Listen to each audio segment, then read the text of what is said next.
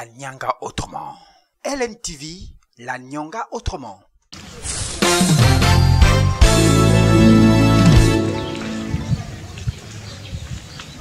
Bonjour, je suis Yves Armand-Fils, je suis LMTV, votre télévision locale, la Nyanga autrement.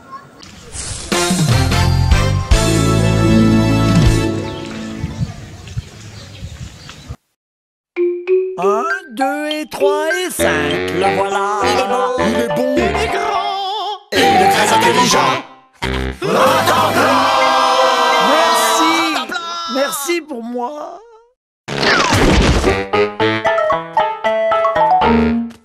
Moi, ce que j'aime, c'est le blues.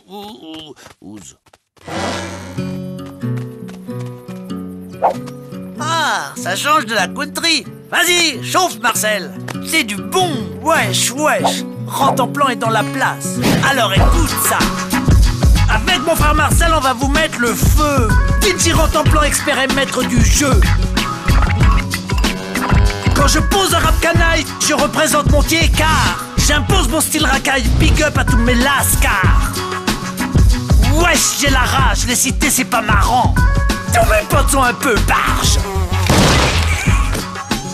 Si tu dérapes, tu pars les pieds devant. Y'a vraiment pas de justice dans ce monde plein de vices. Suite à la police et au shérif. Oh, c'est pas fini, non! Je m'entends plus jouer, moi! Alors t'es gentil, mais tes vocalises, tu vas les faire ailleurs! Bouffon, va. Je suis trop en avance sur mon temps. Les gens ne sont pas encore prêts. Tralala, retemplant. Oui. Il est trop bête. Ouais. Oui. Eh ben non. Non, je sais plus.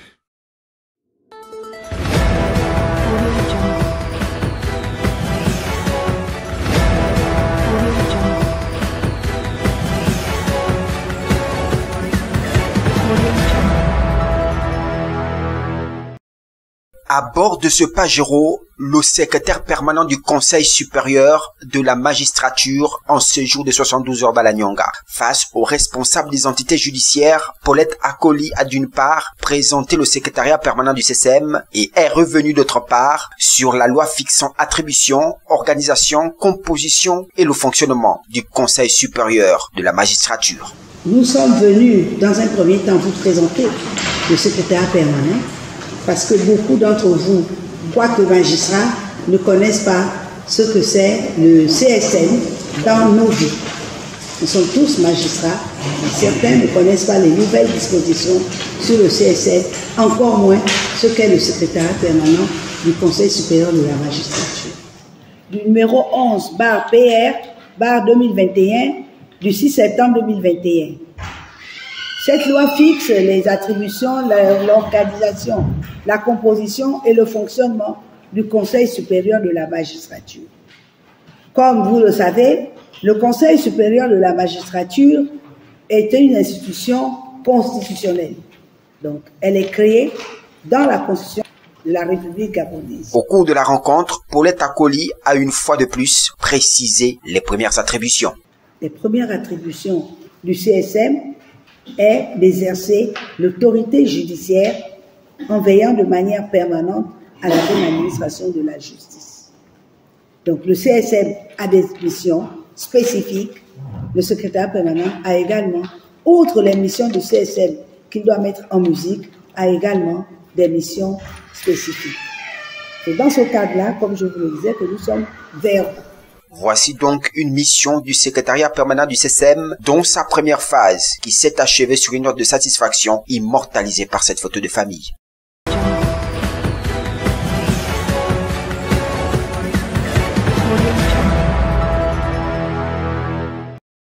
Le séjour du secrétaire permanent du Conseil supérieur de la magistrature a été pour les magistrats une lueur d'espoir au regard des conditions dans lesquelles ils exercent. Paulette Akoli, après le tribunal de première instance de Tchubanga, s'est rendue à la chambre provinciale des comptes où elle a échangé avec le personnel de cette juridiction financière.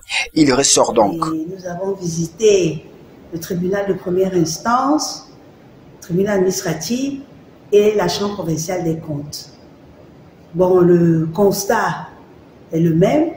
Mais nous avons agréablement été surpris par la Chambre provinciale des comptes, bien tenue, en bon état, sauf la bibliothèque, les archives.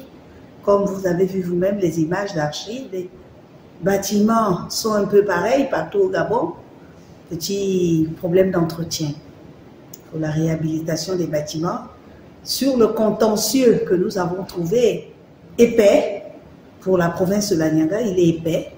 Tribunal de première instance, le contentieux en matière pénale est fourni. Au regard du constat fait, un rapport sera dressé à qui de droit afin que les bâtiments de cette institution judiciaire retrouvent ses lettres de noblesse.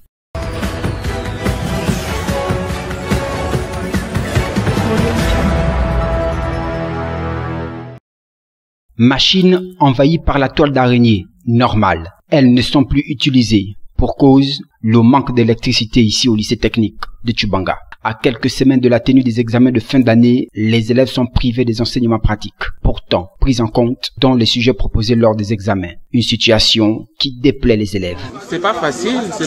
Ça fait un bout de temps que nous vivons des circonstances vraiment pas correctes. Le courant, ce n'est pas ça.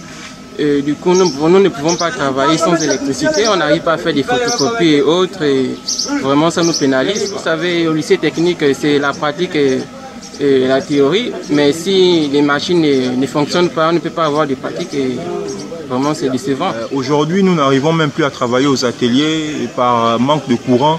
Et même pour nous qui sommes en classe d'examen, c'est un déficit énorme. Et nous n'arrivons pas à travailler juste à cause de ça.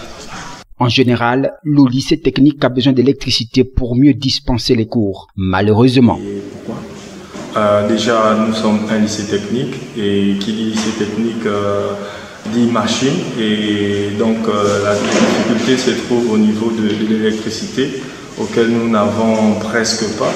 Et donc, ça fait que nous avons du mal à nous en sortir dans certains domaines spécifiques, tels au niveau des TP.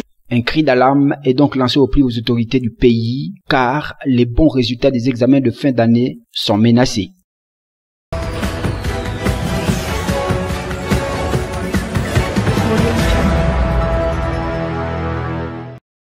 C'est dans le but d'accompagner les jeunes filles enceintes que l'association Mouetz a procédé à la remise officielle des serviettes hygiéniques aux sages-femmes de la SMI, Santé maternelle et infantile, qui elles à leur tour feront la distribution aux filles proches de l'accouchement. Cette action qui a été posée ce matin devant le silence, c'est d'accompagner les femmes enceintes avec les produits de première nécessité concernant l'accouchement. Le message lancé à ces jeunes filles, c'est nous en tant qu'association et l'association Mouetz et en tant qu'association qui lutte pour les violences conjugales, nous serons toujours là à leur chevet pour les aider dans ce sens, leur apporter le mieux que l'on peut et toujours être à côté d'elles, les soutenir de tout genre, soutien spirituel, physique et financier s'il y a lieu. Oui, on les a priorisées parce qu'elles sont proches de l'accouchement. Quant aux autres, elles recevront également. Mais au fur et à mesure. Un geste de solidarité qui se poursuivra dans les tout prochains jours.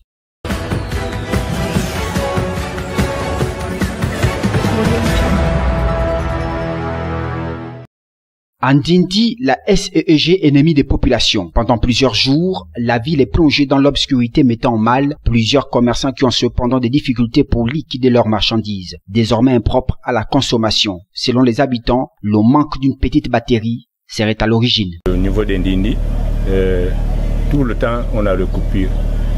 Les gens font pourrir leurs poissons et toutes les activités, ça ne marche pas parce que s'il n'y a pas le courant, nous sommes toujours dans le noir.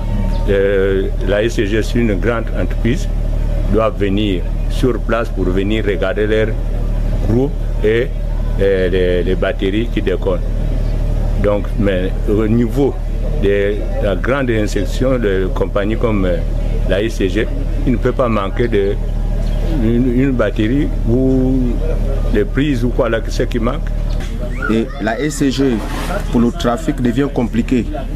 Comme vous saviez que nous, on se ravitaille du côté de Mayumba pour le fiole. Voici donc une situation qui perdure et dont les populations n'ont qu'un seul mot, que tout revienne à la normale.